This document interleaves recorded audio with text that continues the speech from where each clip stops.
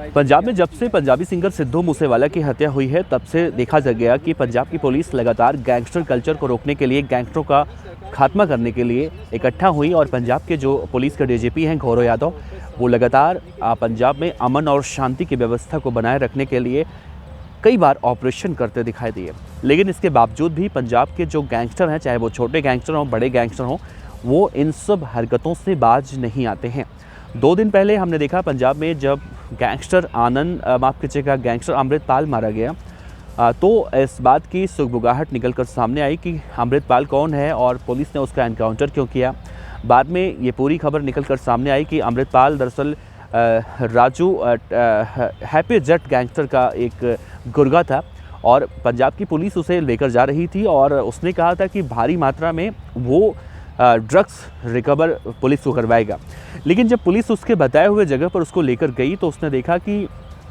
वो रिकवर जहाँ से कराने की बात कर रहा था वहाँ उसने हथियार छिपा रखे थे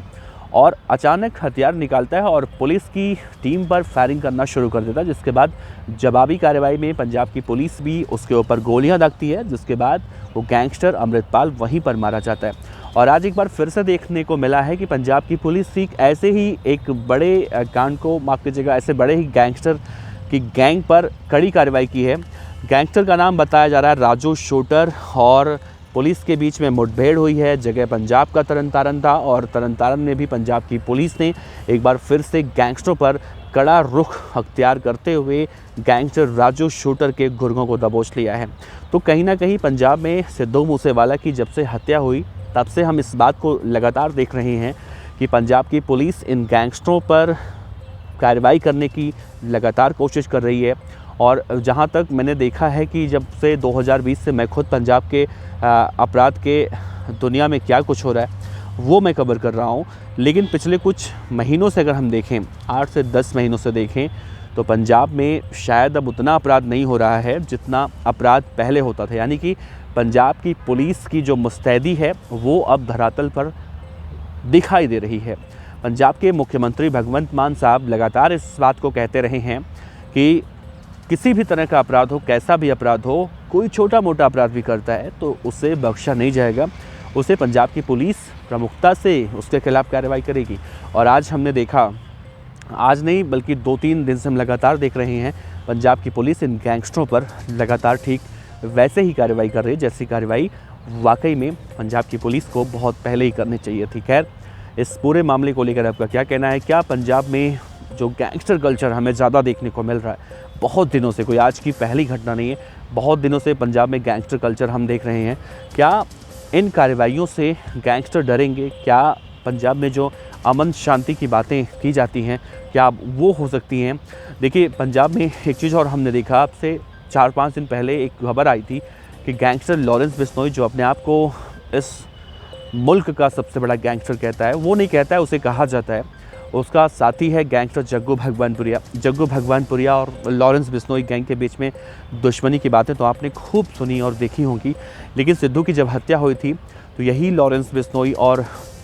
यही जग्गू भगवानपुरिया इस पूरे केस में इन्वॉल्व थे, शामिल थे। और इनके बीच में अब कहा जा रहा है कि जो बातचीत होती है, बातचीत का सिलसिला शुरू हो चुका है और अब इन दोनों बड़े गैंगस्टरों ने एक याचिका कोर्ट में लगाई है, मानसा कोर्ट में, और ये कहा है कि सिद्धू की हत्या में मैं शामिल नहीं था और मुझे जबरन फंसाया गया। अब आप सोचिए, आप जब उस एक हिंदी चैनल का जो इंटरव्यू देखेंगे जिसको लेकर आज भी पंजाब की पुलिस जवाब नहीं दे पाई है कि आखिर लॉरेंस बिश्नोई का इंटरव्यू हुआ कहाँ पे हुआ, उस इंटरव्यू में लॉरेंस बिश्नोई से जब एंकर ने सवाल किया था कि आपने सिद्धू मूसेवाला को क्यों मारा, सिद्धू मूसेवाला इतना टैलेंटेड था, इतना होनहार था, आपने उसकी हत्या क्यों की, तो लॉरेंस बिश्नोई ने कहा कि हम भी तो टैलेंटेड हैं। यानी कि लॉरेंस बिश्नोई वहाँ पर इस बात को एक्सेप्ट कर रहा था कि मैंने सिद्धू मूसेवाला को मारा है, मरवाया है, वो ज़्यादा उड़ रहा था, वो मेरे भाइयों को मरवाने में शामिल था। लेकिन आज जब कोर्ट में